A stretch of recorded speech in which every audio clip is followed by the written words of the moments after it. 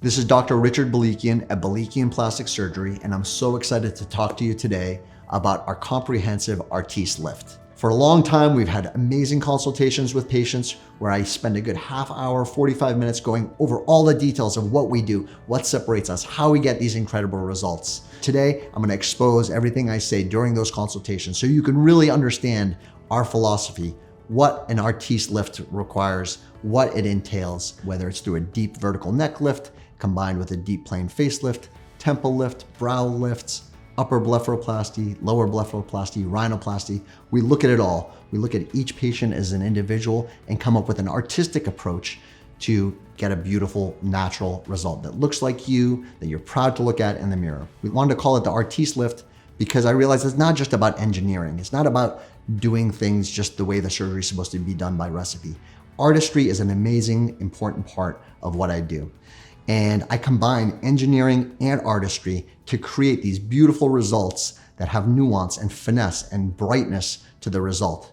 And I take pride in that. I love what I do because just like an artist loves producing, that's what I love. I love being there in the operating room, being an artist and seeing the results. I also come from a history of studying art and artists. I was an art history major back at Columbia. So combining the artistry through my training and what I do every day, we're very happy to name our process the Artiste Lift. Whenever I evaluate someone's face, I'm really looking at 3 different categories of aging, and they each have their own treatment. The first is gravity. Things fall. The best way to treat that is to lift them back up. The second way we age is volume loss, where we lose fat, we lose bone, we lose muscle. We shrink from a grape when we're in our 20s to a raisin as we turn 100. And we start getting creases through the marionettes, through the nasolabial folds that are not just about gravity, but also about volume loss. And that's where we do things like fat transfer to soften those shadows. The third way we age is texture changes to the skin. We get wrinkles, and a facelift isn't a face pull. You can pull your skin and make the wrinkles go away, but that's not how a facelift properly done works. So sometimes we have to work on the texture, whether that's through lasers or light-based therapies. We can do things to smooth out the texture of the skin. So today, I'm going to go through each of the parts of the Artiste Lift to explain how we do and why we do the things we do. So starting with gravity, the first place we age is usually the neck. The neck and jowls, that's why people come to see me, because they want to look like themselves with a sharper jawline. And usually what we see on people's necks are the beginning of bands that are sagging down here. And we see jowls hanging down. We see deep marionette lines that have formed. Deep nasolabial folds that sometimes have been filled with filler and look pretty flat, but they're still a little sunken. And we'll often see the fat pads that were once high on the cheek that have fallen to right above those nasolabial folds. And that whole look is just starting to look tired and pulled down with gravity. And that's why we have come up with the deep plane facelift and the deep vertical neck lift to sharpen the neckline, to sharpen the jawline, to soften those folds, and to lift the cheek pads back into the proper position. So let's talk a little bit about the anatomy of the face. When we're doing a facelift, we're lifting things that have fallen with gravity, but it's not just the skin, it's the muscle layer underneath that's supporting that skin. So we have this muscle layer, it starts in our temples, and it goes under our skin, attached very adherently to it, through the cheeks, down past the jawline, into the neck, and in the center of our neck, it connects together. It makes one U-shaped hammock of muscle that's holding everything up. But as we age, gravity takes over, that hammock starts sliding down and it takes the loose skin with it. That's what creates the jowls. And in the center of our neck, the hammock splits right down the center and the 2 sheets of muscle separate, they start to sag, and the inside edges of them show up as those platysmal bands. So what we want to do, we want to fix that hammock. But you can imagine as that hammock has fallen, the contents that the hammock was once holding up have also sagged down too. So not only do we want to fix the hammock, we want to take a little weight off the hammock so it is stronger and lasts longer as well. The traditional facelift, the sub-SMAS under the muscle facelift, would treat just the hammock. Surgeons would make a little incision under the chin here. They would go underneath, they tie the hammock muscles back together with stitches. Then they'd make incisions around the ears, lift up the skin until they saw the hammock of muscle underneath there. They would go under the hammock, sub-SMAS, lift the hammock up, stitch it into place, and cut out the excess skin. But the problem with those under the muscle facelifts was that they weren't taking into account the fact that that hammock of muscle is also tethered down with Velcro-like attachments in the cheek, on the jawbone by the jowls, and in the neck. So even though the surgeon was going underneath that hammock of muscle, when they went to lift it, it would be tethered down. There'd be this tug of war. So that's why you would see so many surgeons crank really tight against that Velcro to get it to move, to get a good result. But all they were doing is putting a lot of tension on the face, creating funny pleats in there. And it wouldn't move the jowl, so then they'd tug on the skin a little bit more. And all that would do would put tension on the stitch lines and make for thicker scars. And it wouldn't last very long because the Velcro attachments would start pulling the face down within the first year. So that's why the deep plane facelift was invented. The idea there was that we could go deeper in the face, release those Velcro-like attachments on the cheek, the jawbone by the jowls, and the neck. And now that we're in a deeper spot, lift from here. Now we've won the tug of war. We can lift that muscle back up into position, just about 1.5 centimeters, just like you do in front of the mirror. If we're lifting from the right spot and there's no attachments holding it down, we can lift up properly, get that fat pad back in place, get the jowl back in place, and you're left with a soft, supple, natural looking face. That jowl is gonna move with that first move, so there's no need to tug on the skin. The stitch lines are gonna heal paper thin. There's no tension on them. No one will ever see your incisions. So that all comes not from good stitching, but from the whole surgery being done properly. Let's talk about the incisions for our Artiste facelift. So we start with a little incision under the chin here. We don't do a straight incision, which most surgeons do, because that can lead to a little double bubble there. You'll see on before and afters that it looks like a distinction there. We don't do that. We take extra care. We make a little curved, small, tiny incision there that isn't cauterized very harshly, so it heals really well. No one ever sees that. Through that incision, we go underneath and we find the muscle layers underneath that have sagged down. But we don't just tie them together like the traditional facelift. We're gonna go deep to that hammock of muscle and find all the contents that have sagged down over time. That's where the sculptor in me comes out. I trim those down appropriately to take some of the load off, to make a smoother surface here. Once we do that, then we can tie the hammock of muscle back together. And then we do this very cool move where we release the hammock from everything that's pulling it down. So instead of pulling up and back, we can really get a vertical, deep neck lift. That's how we get necklines that are super sharp, elongated, elegant, beautiful. That's why our patients come in and say, I love my neck. Now, incisions around the ears. They start along the hairline here, completely hidden. They heal very well. It's not gonna change your hairline. It'll follow the natural curve of your ear here and go on the inside edge of the ear cartilage there, along the earlobe to the back of the ear, completely hidden in that crease. We don't make an incision behind your hairline there where you can see it. We go all the way up to the top of the back of your ear where no one will see it, where your earlobe overlaps with your hairline and slightly down the hairline. And they heal exceptionally well.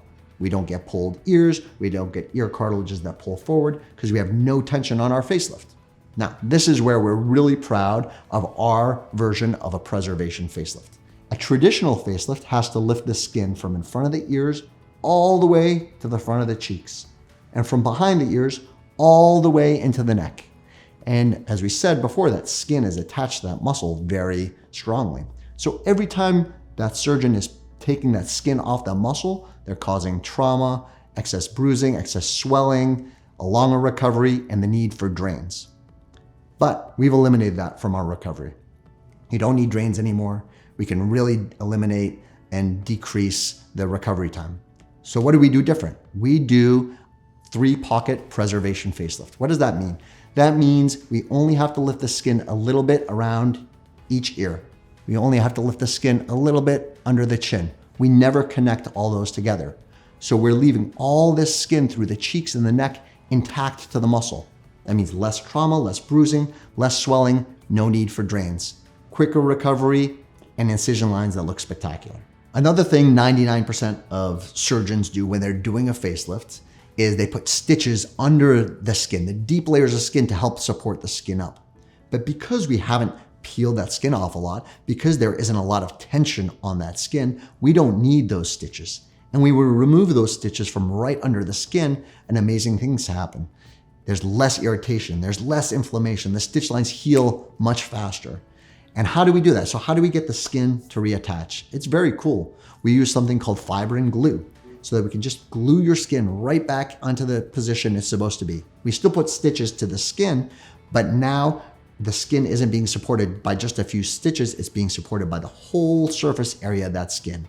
So what does that lead to? Less bruising, less swelling, less risk of hematoma, and much better stitch lines. That's the Artiste Lift. It's a preservation facelift that is minimal disruption to the skin. So now that we've talked about lifting the neckline, the jawline, getting our Artiste Lift off the ground and looking beautiful, the next thing we have to look at is what happens to the skin when we lift it up here. You can see when we lift the skin here, it wants to bunch up here. And then if you have aging in your brow, it looks even worse. So most people over the age of 45 need a little help to smooth that skin out there too. So a lot of surgeons will make a cut right along the hairline there to smooth out the skin, but I hate that. I think it looks terrible. So we do something called a temple lift, where instead of cutting the skin, we're gonna cut behind your hairline, about 1 centimeter behind your hairline. We don't have to shave your hair, we don't have to cut your hair, you don't lose any hair, but from that little 1 centimeter access incision, I can go underneath and release all this area here that wants to bunch up and lift it up. And it does two things. It smooths out that skin that wants to bunch, and it lifts the tail of your eyebrow back up. Not like a crazy brow lift or anything like that, but just enough that you look like you did 15 years ago. Sometimes we do have people who have brows that are drooping down too. And then we have to consider a brow lift in addition to the temple lift. So how do we decide that? Well, we look, where's your eyebrow? What's the shape of your eyebrow? Where's the position of the bones there? And this is where artistry comes out. For years, people would publish articles like engineers. This is the ideal brow lift. This is the way it should look. This is the way a brow should look. But that's not how people work. People have a look. People have different brows. People have different structures here. So it's not about hitting an ideal. It's about hitting an artistic beauty that matches that person so that their friends sit across them at the dinner table and say, that looks like my friend. That's what we want to do. So it's not all the way about lifting the brows straight up. It's not about lifting them as high as we can. It's not about cutting muscles and stopping Botox. It's about repositioning the brows to be where they were beforehand. So sometimes that's the tail of the brow. Sometimes that's the outer 2/3 of the brow. And that's where we do something called a minimal access 4-point brow lift. So when we lift this way, we can really unravel the brow and treat it how aggressively we want to put it in the position that looks most pleasing. And that's the idea of a brow lift. A brow lift should be about brightness. It should be about friendliness. It should be about no tension. It should not be how high can I make the brows. Okay, so now we've talked about the base platform of our Artiste Lift, right? It's a preservation deep plane facelift. It includes the deep vertical neck lift with recontouring, a deep plane facelift done the proper way, brow recontouring as needed to look like yourself. And that is the most important part to get our facial rejuvenation. But there are other parts of gravity that we need to add on to that to make sure things look harmonious and balanced throughout. So let's talk about the eyes. The eyes are the window to the soul, right? We have to get those looking right. We have to get them balanced. It's not about making big surprised eyes. It's about having youthful, pleasant eyes. So let's start with the upper eyelid. The upper eyelid skin can age by becoming excess. For that, we do an upper blepharoplasty. Now, everybody and their mother can do an upper blepharoplasty if you go talk to a plastic surgeon, but there's nuance and detail even in that. The placement of the incision right where the skin folds over itself is critical. How far we go past the corner of the eye to get some of the excess skin can be minimized and look beautiful and hidden, not just straight across, but by going up into the crow's feet. So for us, we take out the proper amount of skin, making sure we leave enough behind so your eyes close very well. You can be rest assured that you're gonna be safe with that. A lot of surgeons remove the excess muscle right underneath the skin because it hollows it out more and can show a more dramatic result. But I don't believe in that. I think if we remove that muscle, there could be long-term problems with function down the road. And we wanna make sure you're safe for 10, 15, 20 years, forever after our surgery. So I don't really take that muscle ever. Sometimes we have fat, and a lot of surgeons are aggressive about taking fat in the eyes because it hollows it out. But as you continue to age, it'll look even hollower, and we don't like that skeletonized look. So we leave most of the fat behind. Sometimes there's a little bulge of fat right near the nose there, right over the eyelid that wants to pop out. And sometimes we go and we pluck that little bit of fat out so you have a nice concavity there. And that looks really, really pretty. And those are the little details that go into how can we make an upper blepharoplasty that isn't hollow, that looks youthful, that gets rid of the excess skin. So whenever we do the eyelids, whether it's the upper or the lower, we generally have to do them together because we want things to look harmonious and balanced. That's what looks pretty on a face, is harmony and balance. And most of the time we see patients who have aging in their lower eyelids that look like bags, right? And what are bags? Bags are shadows that are being created by contour changes under the eye. And they come from two things, really. One is bulging fat around the eye, and that fat is independent of the fat on the rest of your body. So whether you gain weight, whether you lose weight, it's not going anywhere. But it's also a shadow created by hollowness underneath, a trough underneath, and that also creates a shadow. So imagine you have a big bulge and a low trough. The distance between those two makes a big shadow. So our goal is to shorten that distance. We want to bring the bulge down and the trough up so we can get them closer together so the shadow is less. How do we do that? Majority of the time we do it through a scarless surgery. It's really very cool. These bags under the eye we can access from going inside your eyelid. We don't have to make a cut through the skin. We don't have to make a cut through the muscle of the eye. So there's very little risk of getting that post-blepharoplasty lower eyelid pull. So we go from inside the eyelid, we find 3 little pockets of fat, we tweeze them out, and we cut out whatever's excess, and sometimes we redrape whatever's excess down into the trough.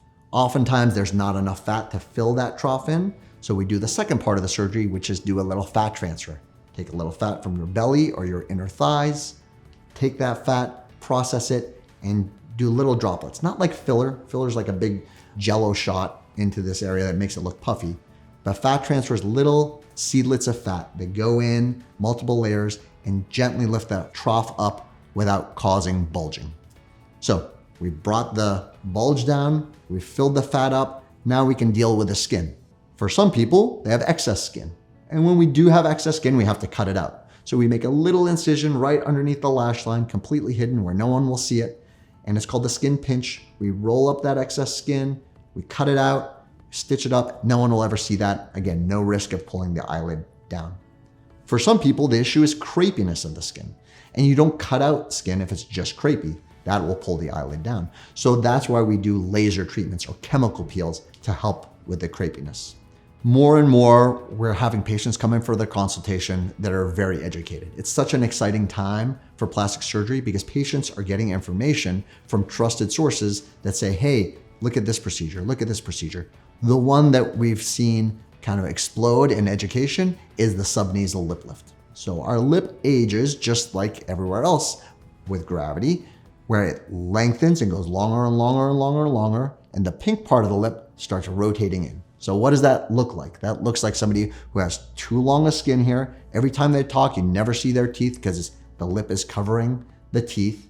And it just gives this subtle cue of aging.